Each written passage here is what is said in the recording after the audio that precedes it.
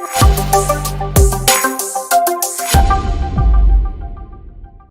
y'all, it's your favorite trainer with a belt buckle. Today we're going to talk to you about starting your own gym and how you can be successful. If you're not familiar with myself, I'm the guy who wrote the book, How to Become a Successful Personal Trainer.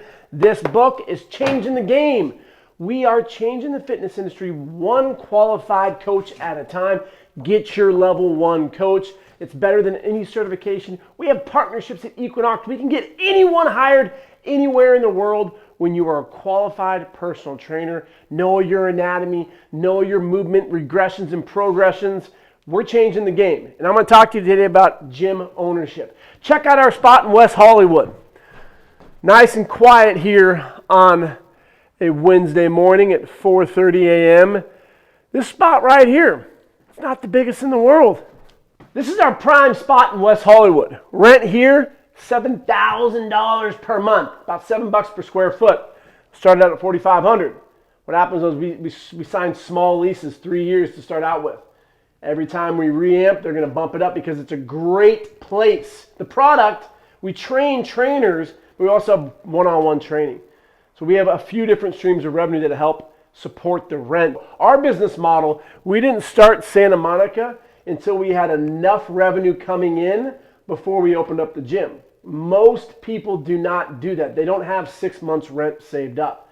So if you have a spot that's say $7,500 like our La Jolla one, you need $50K in the bank just liquid, not to do anything with it in case something happens like COVID. And if you were to plan accordingly and COVID did happen, you would have probably been fucked because 6 months wouldn't have been enough. You would have needed about $100,000 in the bank, a sugar daddy, or a really good investor. The average trainer doesn't make it because of this. Lack of market research. Every gym that Show Up Fitness opens, we make sure it's in a 3-mile radius of Equinox. Why? Because they do their market research. $250,000 per location that they have. They have 105. They plan to have 200 by 2030. Equinox is a great brand. They're very ubiquitous. I love that word. They're everywhere. People see Equinox, they think high-end, great gym, questionable trainers.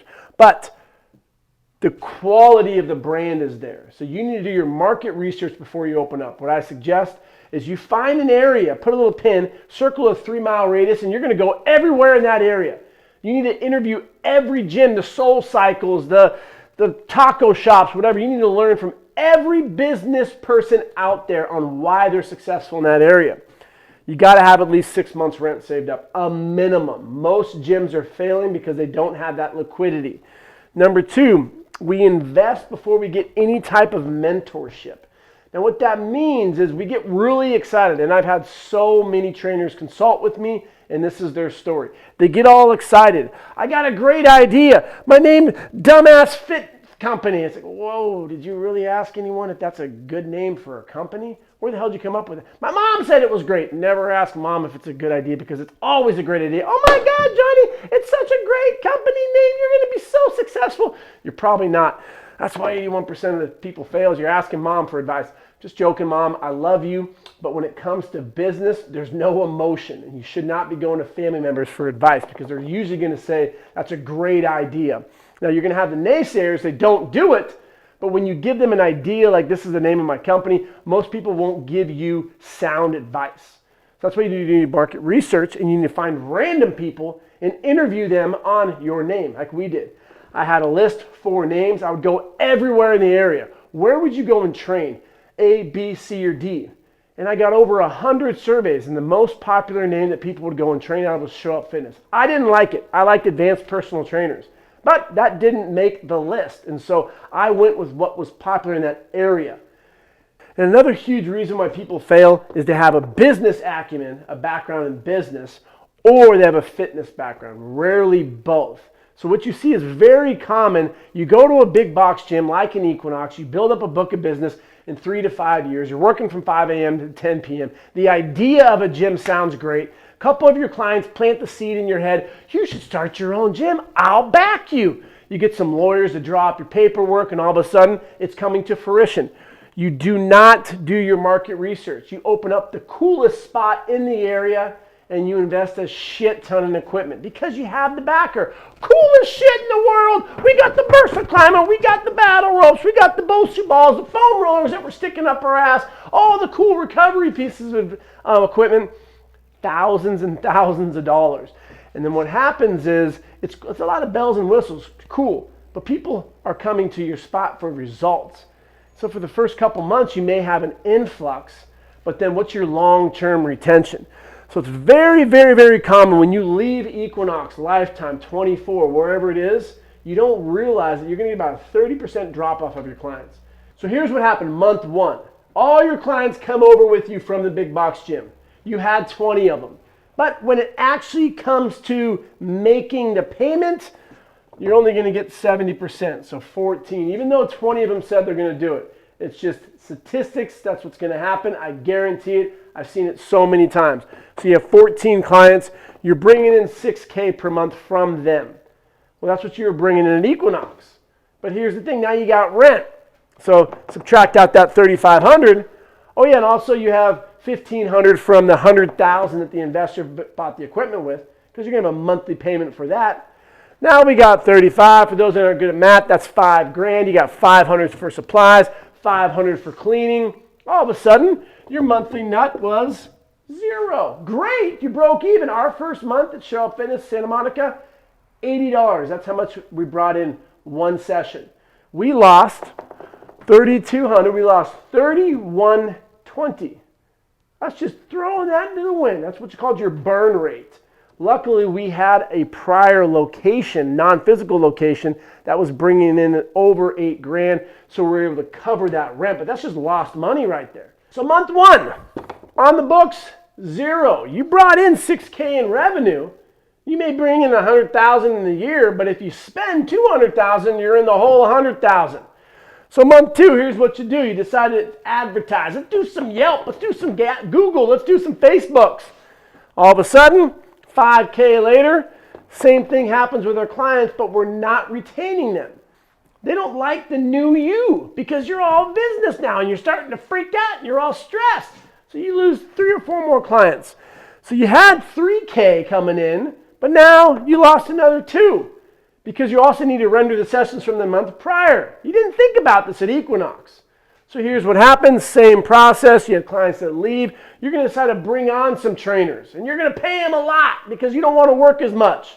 You got this grand idea in your head. It's going to be super, super easy. Working at Equinox 5 a.m. to 10 p.m., that's not realistic anymore. I got my own gym. It's going to be easier. Ha, ha, ha. Have fun. You're probably going to be at 3 a.m. to 12, and you're going to probably be sleeping in the gym. But that's a whole nother story.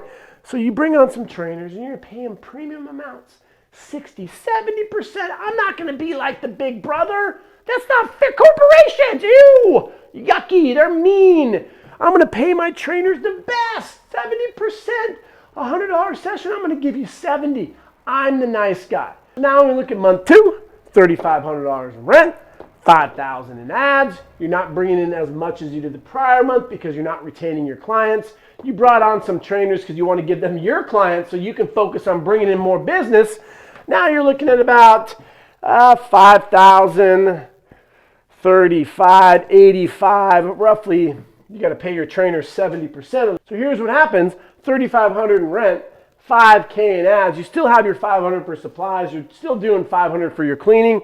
Now you're paying your trainers $2K because you're not training those clients anymore. So you're going to be in the hole about $10K plus. Again, not that big of a deal in month 2. Your investor buddy's like, it's all right. We still got a badass idea, right? This is going to work. So month 3 comes along. You decide to hire a manager, someone to start managing your trainers. That's another $3K. Clients aren't coming in nearly as fast as you thought. And when they do come in, you're not retaining them because you don't have great trainers. And so this $10,000, $15,000 in the hole, that burn rate is only going to last so long before the investor goes, you know what? I'm going to start being in there a little bit more. I'm going to see what's going on. And what we're going to do is we're going to clean stuff up. We're not going to pay someone to clean anyone anymore. We're going to have the trainers do it. And you know what? 70%? Fuck that. That's way too much. We're going to go to 40%. So here's what happens. All your trainers, the owner has a big chip on his shoulder. He's an asshole. All he cares about numbers and widgets, and we have meetings all the time. It's not fun. My passion's dead. And so yeah, I'm going to go somewhere else. And so these trainers, they leave and take the clients. And it's this nasty cycle because you didn't prepare for what it's like to be a gym owner. And this isn't to be negative. I love owning gyms, but I've consulted with so many people and I see what's happening where they could have made this into a very successful business if they would have started small. Focus on streams of revenue that you can have coming in. When you hire, you got to make sure you're hiring the right team. Have a long onboarding process. At Show Up Fitness, you have to go through our internship 2 months. So every trainer that goes through our program, if they want to train at Show Up, 2 months minimum, I've been watching them. And when it comes to your goals, what we call BHAG, big, hunky, audacious goals, make them huge. You want to be generating $1 million in profits. Cool. Put it on your board. See it every single day. 2023, we're opening up 4 new locations. That's what I have here. 1,000 online interns. We're going to redefine the fitness industry by changing the entry standards with level 1 coaches. See it every single fucking day. And when you look at that, you got to wake up, put your belt buckle on and go, I'm going to make a difference today. But why am I doing this? It's to help people. When you lose track of helping people, that's when you're going to fail. And you get all excited about the business, but next thing you know, you're in the books all day long. And you're not out there working out yourself, so you put on 30 pounds. So you didn't look like a trainer anymore. So when you're the manager trying to get people in the gym, they're like, I don't want to train with this fat fuck. It doesn't even look like he works out. Bald now, we're sweating, we smell. Come on, train at my spot. Are you sure it's not a donut parlor? Because you sure as hell don't look like a trainer. And that's the sad facts that we don't look at. And I talk about in my book, the L, the looks. I'm sorry, but it is what it is. It's a portion of the equation. But if you don't look the part of a fitness professional, dressing the part, people are not going to show up to you. So all said and done, if you want to be successful, analyze all the time. When you have your gym, that's our SWIFT analysis. Your strengths, your weaknesses, things that you can innovate, things you can improve, things that you can implement. These are more streams of revenue. What are your fears? What's your threat and current trends? And you're going to learn this by doing your market research. If you want to open up a spot, hire someone to mentor you before that happens. If you were to invest, say, $5K working with me, and I give you all these tools. Now, I'm not talking about business coaches out there, online, make $100K. They don't do shit. Mom and dad gave them money. Everyone's a fucking business coach today, but they don't have a brick and mortar location. It's like people come in, 90% of trainers quit. The 10 that make it, they start going through. They don't know how to train and retain their clients. They're just really smooth with their words. The 1%, now I'm a business coach. Work with me. And that guy's on steroids. She has a big ass. They're telling you how to make a lot of money. And it's not rocket science. It's about being consistent, showing up with a positive mindset, and doing your market research before you open up a spot. Don't waste money on someone who can't mentor you. Find someone who's done what you want to do and learn from them so they can set a nice map for you that's realistic. And that's your SMART goal. Specific, measurable, attainable, realistic, and timely. So when you look at those goals, implementing your SWIFT, and you see your BHAG all the time, that's the start. Now, it's not an easy process. Don't open up a gym with a family member or your significant other. You're probably going to fail with that. It doesn't mesh very well. You need to have someone with the business background. If you are the fitness person, find someone who has the business background. The team is super, super important, but you need to delegate your weaknesses. Where you are strong, focus on that. But what happens over here is you're a great trainer, but now you need to be a manager. That's not going to work. If you're a great trainer, you should be training, you should be working on doing that. If you're great at bringing people in, focus on that, bring on great trainers. There's going to be a lot of people part of your team. Don't be frugal. Don't change all the prices around. Start at 70%, go down to 40%, you bring in more business, and you go up to 70%. Your trainers are not going to be happy. The morale will be low. You got to treat your trainers with respect. That's how you keep the morale high. At the end of the day, it's organized chaos.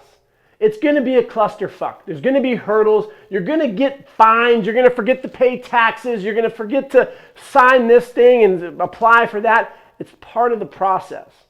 But when you focus on the big vision, you want a gym to help more people, it will work. But you need to have a realistic vision. So to summarize, how Show Up has been successful is we have money coming in from a stream of revenue that covers the new gym. So our online platform brings in enough where if we want to open up a new location, we will have enough revenue coming in so we don't even need to have the 6 months rent saved up. We have a monthly revenue source coming in that's going to protect that. Now, you may not have that, so you got to start developing those streams now. Online training, selling some products, supplements, whatever it is that you do, but have a stream coming in that can support your monthly rent. That's going to help you lower your stress levels as much as possible. So then when you are bringing clients in, whether if it's a small group, if it's one-on-one, whatever your business model is, you can try out different things to see what's successful. What we did at Show Up in Santa Monica, we had small group training, we had high-end one-on-one training, more small group in the beginning, and then it switched on over. So we're strictly one-on-one private training. Our rates range between $100 to $250 per hour per session. And so we found a great location in that 2-mile radius. We're next to Equinoxes, we're next to all the high-end spots. The rent is a lot more because of it. I was just in New York and had an amazing spot, $40,000 per month. That's a huge overhead. That's just for rent. We're not looking at getting people in there to clean, supplies, and all that. Owning a gym is not nearly as great as it looks on paper. You may walk by a spot, you may see a really cool, oh, they got all these bells and whistles, but when you start adding up, how much did they invest? I see so many gyms, $100, $200, $300 plus $1,000 for the initial investment just for equipment. That's going to take a long time before you're profitable. So when you start small, and then you can outgrow that, you can move into a bigger location. But when you start big, it's going to be a lot harder to downgrade into a smaller spot. So these are some of the things that we've implemented at Show Up. The average gym, 81% fail within year 1. Santa Monica's been around since 2014. 2 more years, we'll hit the 10-year mark. It's like 1 out of 100 companies do that. We're lucky because we have an online platform that helps support, so we've been able to open up new locations. West Hollywood, La Jolla. We plan on opening up one in Nashville, in Austin, all around premier gyms. And we're going to be able to support our trainers that have a big vision. The trainers that work for Show Up, and they bring in X amount of revenue over a time period between 3 and 5 years. Whereas what would happen here, the average trainer would take this and get an investor or whatever, and then they're going to have to put all their money for the skin in the game. But what Show Up is going to do, we're going to take away that risk. And we're going to provide for our trainers by rewarding them with a gym. So that's how we're going to change the industry, where we're going to help spread the word of what it takes to be a qualified trainer. Qualified trainers are educated, they know how to move, they know how to regress and progress, and you can develop streams of revenue by partnering with the right people. So we're really excited to launch this new platform in new cities as we open up more gyms. We're going to be able to change the landscape of the industry by changing this number. But most importantly, which is really important, trainers getting paid properly, not working 140-hour work weeks. We're able to train 20, 30 hours per week, make a sustainable income, get paid vacation, get insurance. It's going to take a lot of work, but it's not going to happen with all these gyms that are popping up with these fake ideas and this, oh, here's my dumbass fit company. I'm going to be making $100,000 in profit a month in year 1. It's not going to happen. That's how Show Up Fitness plans on changing the industry. This is what the average person does. If you want to be successful, take a route from someone who's done it before, plan accordingly, reach out to me if you have some questions. Chris at showupfitness.com. I'm a trainer with a belt buckle. Checking out. Have a great day, y'all.